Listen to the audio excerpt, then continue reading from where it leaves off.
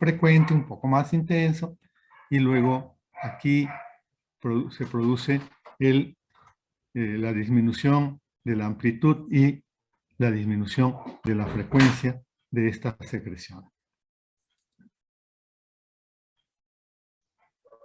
Entonces, la exposición continua a GnRH puede traer trastornos dependientes de las hormonas ováricas, ¿no? Puede haber en el ciclo de inducción, en pubertad precoz, y puede ser responsable inclusive de algunos cánceres hormonodependientes e hiperandrogenismo.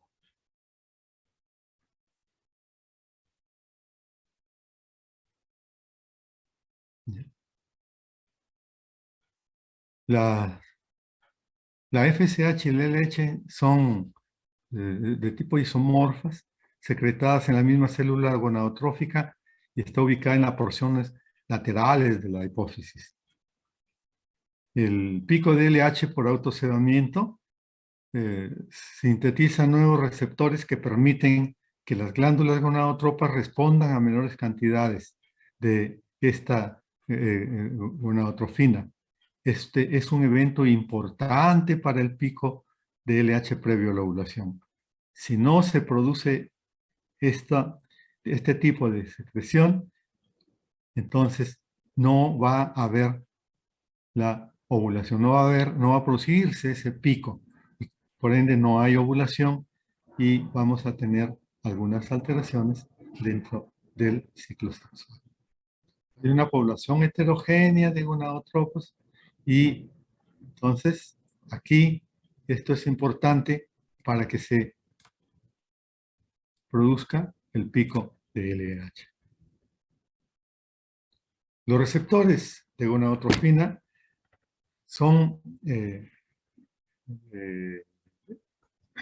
regulados por la misma GnRH, por la presencia, la concentración de las hormonas sexuales, y la galanina estimula la secreción de LH. La inhibina inhibe selectivamente FSH y la activina estimula la secreción de FSH e inhibe la prolactina. Entonces, aquí nosotros vamos a mencionar de que se está trabajando mucho con la producción hormonal de algunas sustancias que no son necesariamente elaboradas a partir de la estimulación de la gonadotrofina, ¿no? Sino que estamos nosotros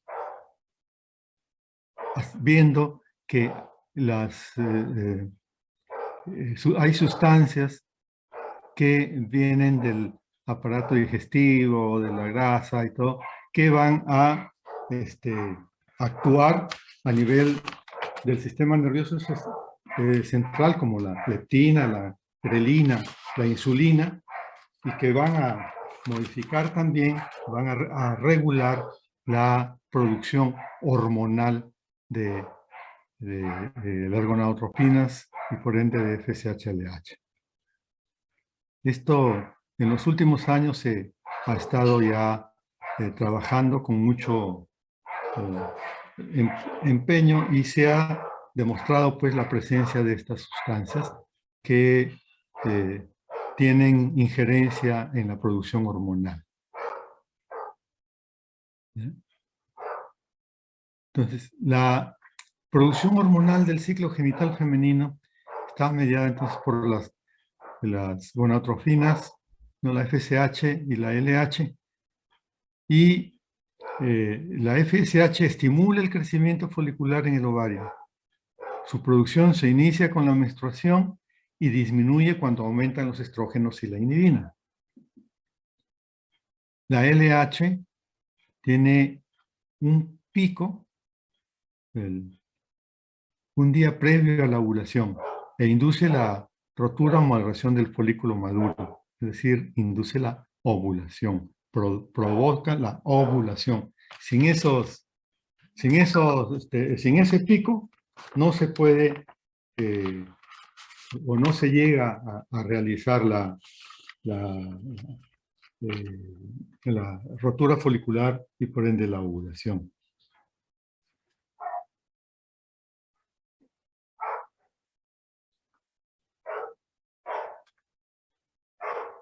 Los estrógenos, entonces, son producidos por los folículos en crecimiento e inhiben el crecimiento folicular por retroalimentación negativa en FSH.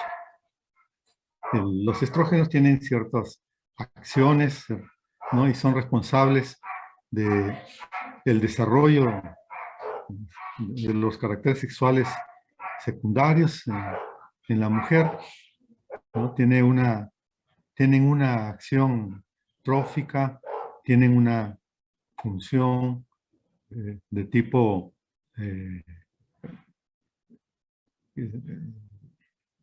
tres tipos de acciones: hiperplasia, hiperemia, y tienen pues entonces la posibilidad de que la mujer sea o desarrolle los caracteres y la tipifique como tal, ¿no? Sin los estrógenos, la mujer no tendría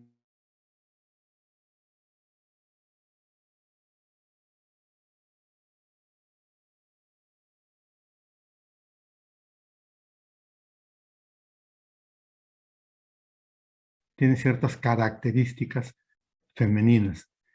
A nivel del endometrio, estimulan el crecimiento y dan estabilidad al mismo. A nivel del endocervix, aumentan la secreción glandular, ¿no? La piel, mucosas mantienen el trofismo. ¿Esto qué quiere decir? De que la ausencia de estrógenos, como ocurre en la menopausia en la mujer, la mucosa vaginal no cumple, va disminuyendo su espesor, va disminuyendo su función, y por lo tanto vienen los problemas después de este síndrome urogenital o atrofia del órgano vaginal. A nivel del hueso, favorece la acción de los osteoblastos, la fijación del calcio, favorece el crecimiento y el cierre de la epífisis. Y a nivel mamario, pues el crecimiento, ¿no? Mamario, y además la pigmentación areolar.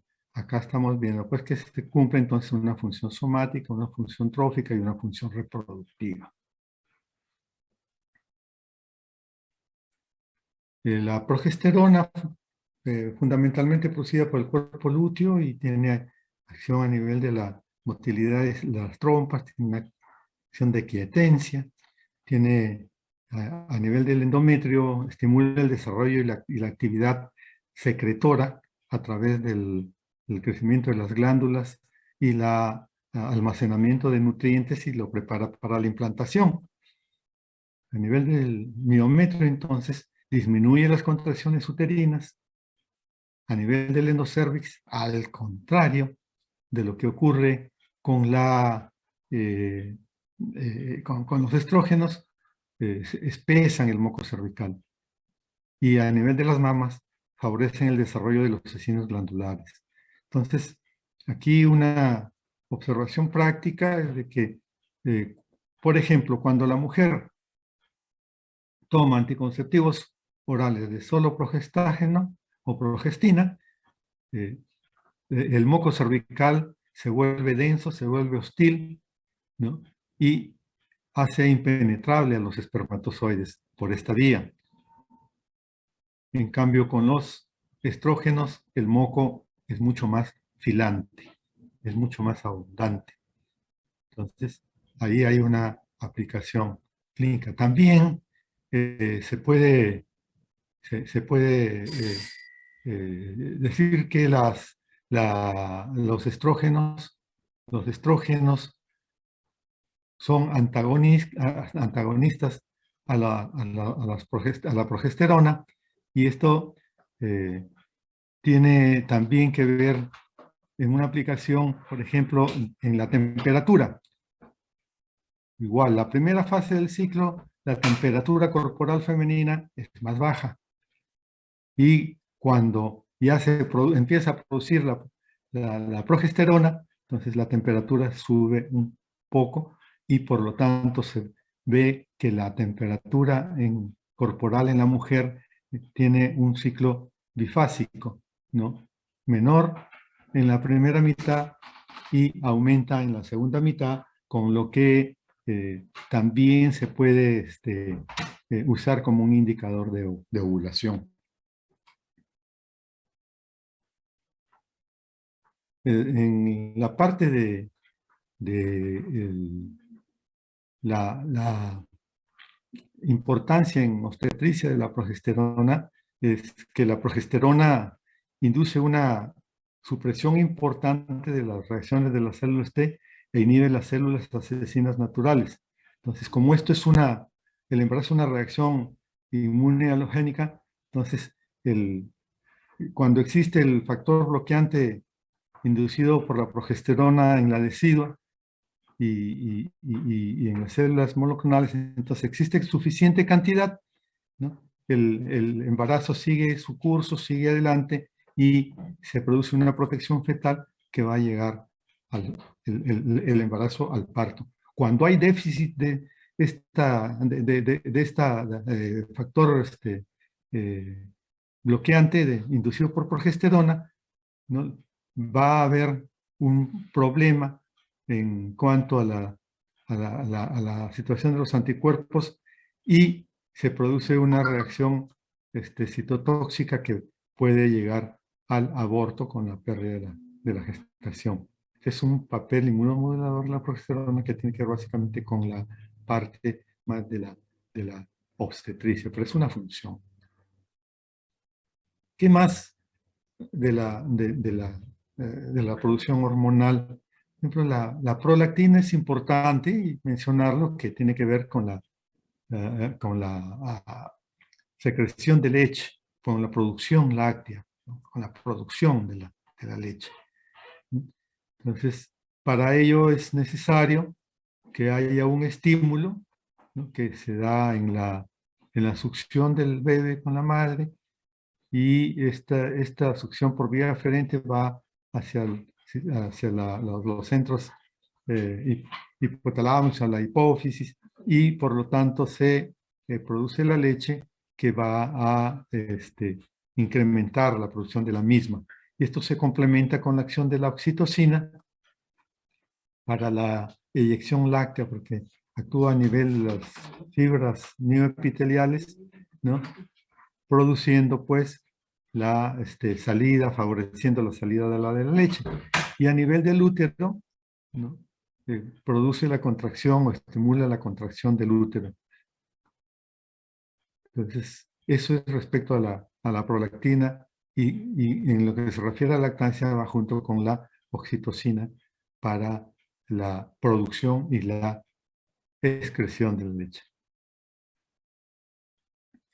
La oxitocina tiene importancia para nosotros porque desde el punto de vista de la obstetricia, ¿no? Nosotros vemos de que produce contracción miometrial, ¿ya? Y esto puede aplicarse cuando nosotros estamos atendiendo a una paciente y estimulamos el cérvix, y se puede descargar entonces la oxitocina y se produce un reflejo de Ferguson que puede ir al aumento de la oxitocina, y con ende favorecer las contracciones del miometrio. Y la contracción miometrial va a favorecer el progreso del trabajo de parto. Vamos a repetir, las contracciones mioepiteliales del conducto lactífero favorecen la salida de la leche de la madre.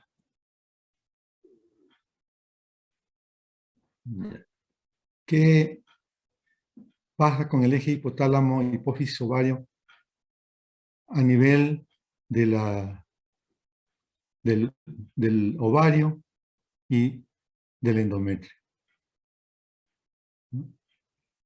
La iniciación del pico de LH es 24 a 36 horas antes de la rotura folicular.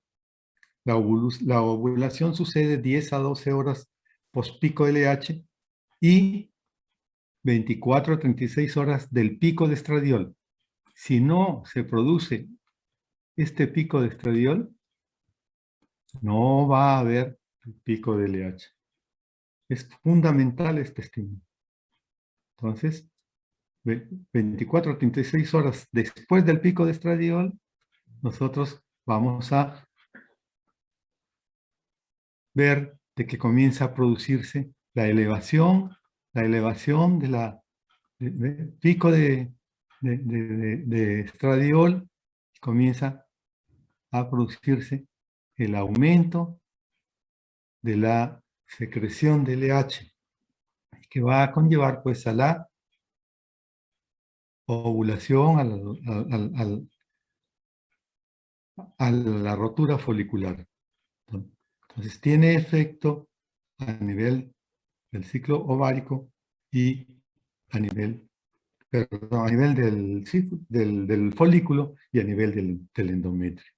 Entonces, no olvidar, nosotros necesitamos siempre el pico de estrógenos para que se produzca el pico ovárico. Entonces, y aquí recordarles que esto tiene que ver con la regulación neuroendocrina del eje hipotálamo hipófisis ovárico, que recibe un efecto negativo cuando aumentan los estrógenos, y el único efecto positivo es que, a pesar de aumentar en sangre los estrógenos, estimulan la producción de LH para que se produzca el pico ovárico, ¿no? En cambio, en los otros aspectos, cuando aumenta los estrógenos, inhiben la FSH y por lo tanto no hay estimulación para la liberación folicular y de otros aspectos de la fisiología de la reproducción. Entonces, ¿qué es lo que va a ocurrir aquí?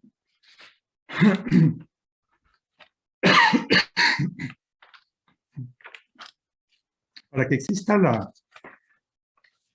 la ovulación y la fecundación, deben de haber gametos. Y aquí el ovocito, ¿no?, que es el gameto femenino, durante la primera fase del ciclo ovárico, se van a desarrollar pues folículos entre 15 y 20 que son reclutados, invitados. Algunos dicen que son desde 2 meses antes, dicen, ¿no? Y estos folículos primordiales, estimulados hormonalmente, solo uno va a llegar a completar su desarrollo para convertirse en el folículo de Graf. Entonces, tenemos los folículos primordiales, luego los folículos primarios, luego se induce la maduración del folículo y se va rodeando de células, ¿cierto? Entonces, cuando se forma ya a mitad de ciclo el folículo de Graf, ¿ya?, se inicia una producción de estrógenos. Y entonces los mecanismos de retroalimentación positiva, ¿no?, repetimos, retroalimentación positiva, se produce la liberación de LH y el pico, como habíamos dicho, 12 a 24 horas antes, previos a la ovulación. Para esto, el folículo de De Graaf se aproxima ¿a dónde? Se aproxima hacia la superficie del ovario, hacia el epitelio ovárico.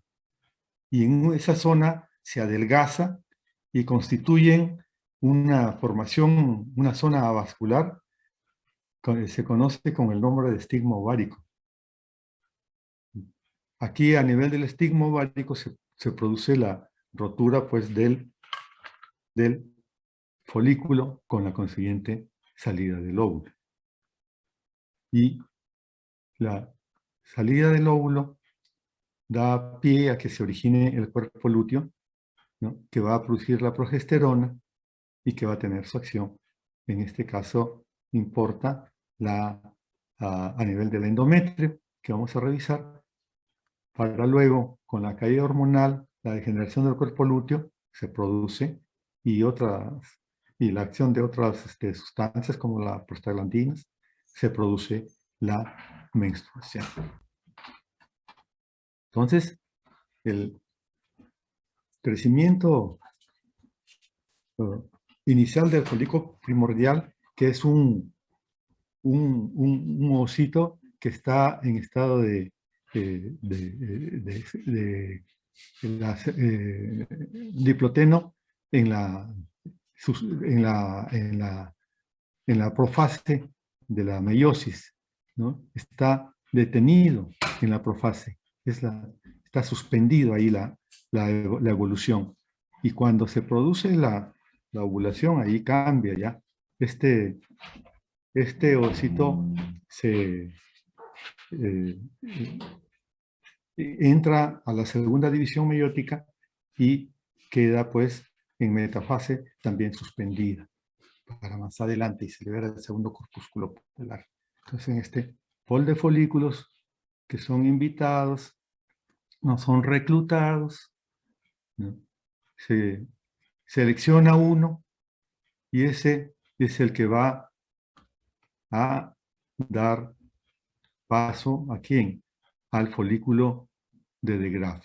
Entonces, del quinto al séptimo día del ciclo, empieza la diferenciación, el folículo primario, ¿no? La FSH rescata algunos folículos, los invita a desarrollar, ¿no?, aumenta el tamaño del ovocito, se transforman las células de la granulosa, se hacen cuboides y de una sola capa que tienen aumentan su número y forman pues este estrato que es importante y va a dar origen al folículo preantral porque el ovocito crece y es rodeado de la zona pelúcida.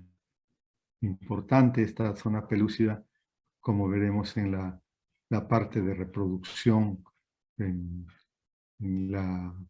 el capítulo de obstetricia. La capa granulosa prolifera, la teca se organiza formando estroma y el folículo adquiere mucha vascularización. ¿Ya? Entonces el folículo secundario, folículo primordial, folículo primario, folículo secundario, folículo preantral con ciertas características y luego vamos a tener al folículo de De Graaf que aumenta la posibilidad de que la mujer pueda quedar embarazada cuando nosotros cumplimos toda esta intrincada mecanismos de regulación. Entonces, FSH, estrógenos, se produce una formación de líquido folicular que se acumula en los espacios intercelulares de la granulosa, se forma la cavidad antral, creando entonces el medio endocrino especial para el ovocito, como habíamos dicho. Entonces el folículo terciario, folículo antral, ya va a tener la posibilidad de que es muy bien nutrido gracias a la vascularización mediante la teca y va a dar paso a que uno de ellos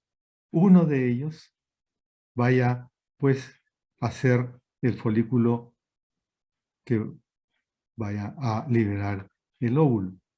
Entonces, la granulosa adquiere receptores para el LH a fin de que haya una respuesta a nivel de esa estructura ovárica en cuanto a la liberación del óvulo.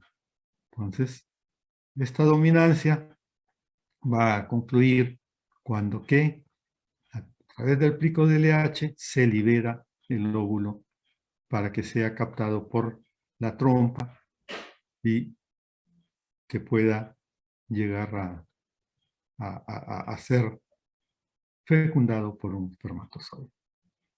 Esa es lo que ocurre durante el ciclo ovárico, ¿no? Entonces, ya el folículo de Graaff es el folículo maduro, el folículo que va a dar origen al óvulo. Es el premiado, vamos a decirlo así.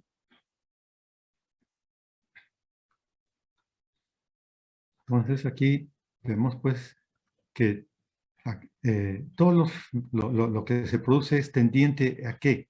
A garantizar la nutrición de lo que estamos nosotros queriendo ofertar al folículo elegido, al folículo que va a dar la posibilidad de liberar el óvulo.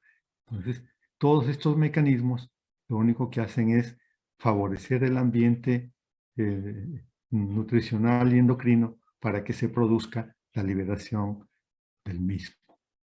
Entonces, ya saben que para que se produzca la rotura folicular, ¿no?, se aumenta la producción estrogénica, hay un pico de estrógenos de 24 a 36 horas antes de la ovulación. Después de ello, ¿qué ocurre? Viene el pico de LH, ¿ya? Y el pico de LH es pues el determinante y fundamental para que se produzca la ovulación. Entonces, el indicador más importante de una próxima ovulación es la iniciación del pico de LH. La iniciación del pico de LH, repetimos, es 24 a 36 horas antes de la rotura folicular. La ovulación sucede de 10 a 12 horas post-pico de LH y 24 a 36 horas post-pico de estradiol. Sin esto, si esto no ocurre, no va a haber ovulación.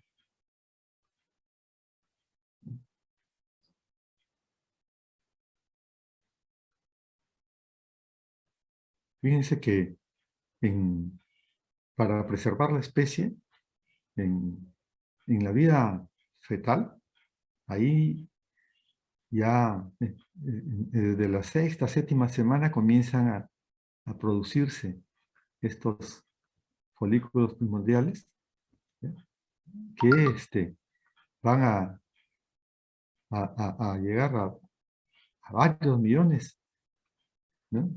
7, 8 millones, dicen, algunos dicen más, a nivel de las 20 semanas, luego comienzan a descender y se nacen con algún 1 o 2 millones, dicen, otros dicen menos, otros dicen más, pero lo cierto es que a la pubertad se cuenta con 300 o 400 folículos que van a ser empleados durante la vida reproductiva hasta llegar a la menopausia, ¿no? O sea, garantizar más o menos un folículo por ciclo. Esto es con el fin de producir la función reproductiva del ovario. Entonces, no se olviden, tiene una función somática en la diferenciación de la mujer como tal, tiene una función trófica a nivel de los tegumentos, a nivel del hueso, a nivel de la vagina, los diferentes órganos, y tiene una función reproductiva con la producción, la formación y producción del folículo de Graaff para garantizar la perpetuación de la especie.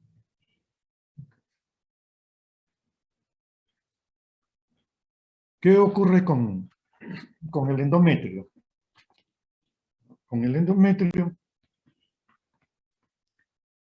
¿no?, cuando no se fecunda el óvulo, ¿no?, Entonces, el, el cuerpo albicans no produce estradiol, ocasionando cambios endometriales de tipo isquémica en los estratos superiores y se produce la menstruación. Recuerden que acá la caída de la progesterona, hace que se quite se bloquee la acción inhibitoria contra las prostaglandinas y estas producen una gran vasoconstricción, una necrosis, una isquemia tisular, una necrosis y luego el desprendimiento de las hormonas. Entonces, ¿qué es lo que pasa? Cuando la mujer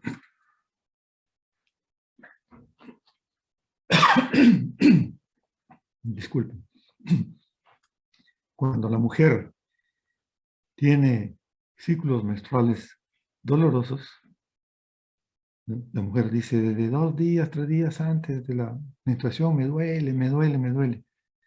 Es porque tiene probablemente una marcada acción de las prostaglandinas que producen gran vasoespasmo, producen necrosis, producen infartos de estas zonas y por lo tanto después el tejido se desprende, el tejido necrótico se desprende y eso es lo que produce dolor. Entonces una aplicación de qué pasa cuando nosotros vamos a tener una paciente que refiere a una dismenorrea. Una de las alternativas podría ser darle antiprostaglandínicos días antes de la fecha esperada de la menstruación para bloquear el dolor. Recuerden que el dolor menstrual o dismenorrea es una causa importante de ausentismo laboral. Entonces, una vez que se desprende ya el endometrio, ¿no? La superficie del útero queda como, del endometrio, valga la redundancia, queda como si hubiera un campo bombardeado, completamente irregular, completamente distorsionado, ¿no? Y por acción de los estrógenos, ¿no? Por acción de los estrógenos, comienza a regenerarse esta capa, ¿no? Comienza a regenerarse y le da estabilidad al endometrio. Entonces, al primer día, ¿no? Comienza a ya ejecutarse la regeneración endometrial con el engrosamiento del mismo.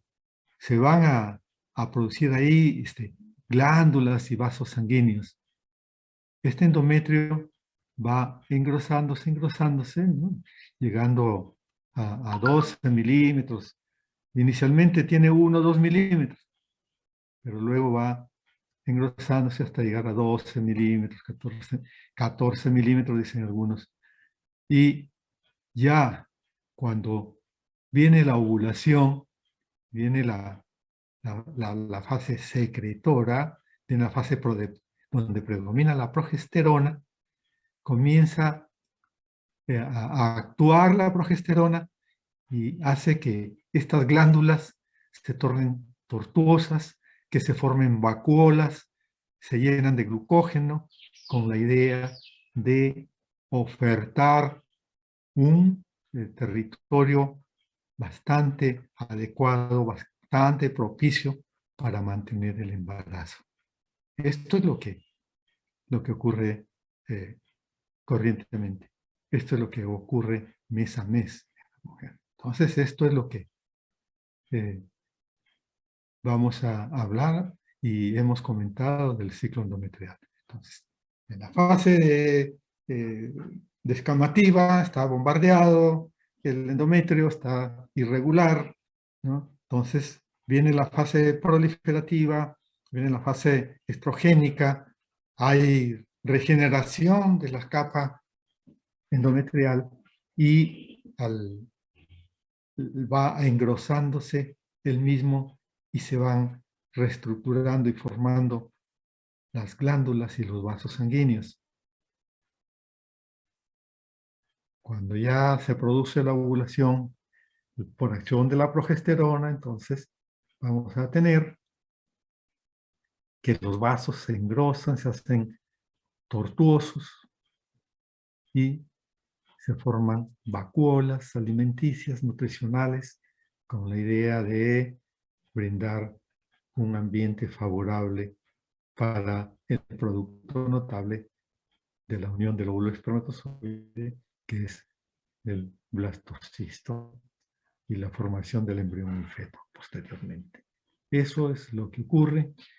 Viene la caída de la progesterona, se inhiben algunas funciones de la misma, acciones hormonales y acción de las prostaglandinas, se produce isquemia, se produce necrosis y otra vez se desprende el endometrio repitiéndose este ciclo cada 28 días normalmente, como ahora después es consideran que entre 21 y 35 días puede considerarse normal un ciclo endometrial que pueda ofertar un folículo de De Graaf.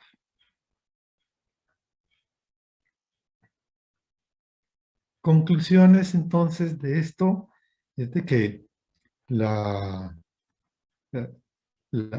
el ciclo sexual es pues la respuesta a la interacción del sistema endocrino de la reproducción y que tiene diferentes niveles que influyen en la misma, como es la corteza cerebral, que a través de estímulos externos va hacia las zonas que son productoras de la GnRH y el hipotálamo produce esta GnRH, viaja a través del sistema porta hipofisiario a nivel de la glándula hipófisis y de acuerdo a ello se produce la liberación de las hormonas gonadotróficas para hacer su efecto a nivel del ovario, produciendo estrógenos y progesterona que van a actuar a nivel del útero para prepararlo para una probable fecundación. Actúan por niveles, estos no actúan solos, estos ejes no actúan solos, ¿no? Y cuando nosotros queremos investigar, tenemos que buscar los diferentes ejes y el nivel probable de que pueda estar afectado. Y es cierto, el estrés, las condiciones climatológicas, el tipo de alimentación, influyen en la génesis del ciclo sexual, en las características del ciclo sexual, en las alteraciones del ciclo sexual. ¿No ven? Miren, las atletas altamente competitivas tienen alteraciones del patrón del ciclo sexual. Ustedes ven que los factores climáticos influyen. Claro, si nosotros comparamos la sierra, los pobladores, las mujeres de la sierra con las mujeres de la selva, donde las condiciones climatológicas son completamente diferentes, en la sierra tienen un poco más tardía la presentación de la menstruación, de la menarquia. Entonces, esto creo que puede graficar un poco lo que les estamos comentando. La obesidad, la desnutrición, también influyen en esto. O sea, el medio ambiente sí influye, sí tiene influencia. El estrés, el temor, influyen en todo esto. Entonces, la ovogénesis y la espermatogénesis son procesos endocrinos que comprenden una integración entre distintos componentes y que está finamente controlada por el eje hipotálamo hipófisis gonadal y es el pilar fundamental en la regulación endocrina de la función reproductiva. Es decir, lo que nos va a garantizar que nosotros podamos perpetuar la especie. Que cualquier alteración en el control de las diferentes hormonas o receptores involucrados en el funcionamiento de este eje puede provocar cambios en el inicio de la pubertad, puede producir alteraciones de la fertilidad, infertilidad, puede desarrollar cáncer y algunas otras condiciones.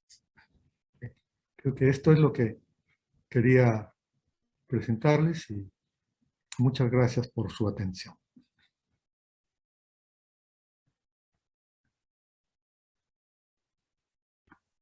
Muchas gracias, doctor. Gracias, doctor. Gracias, doc. Gracias, doctor. Gracias, doctor. Gracias, doctor. Gracias, doctor. A ustedes las gracias por la atención. Gracias, doctor. Gracias, doctor. Doctor.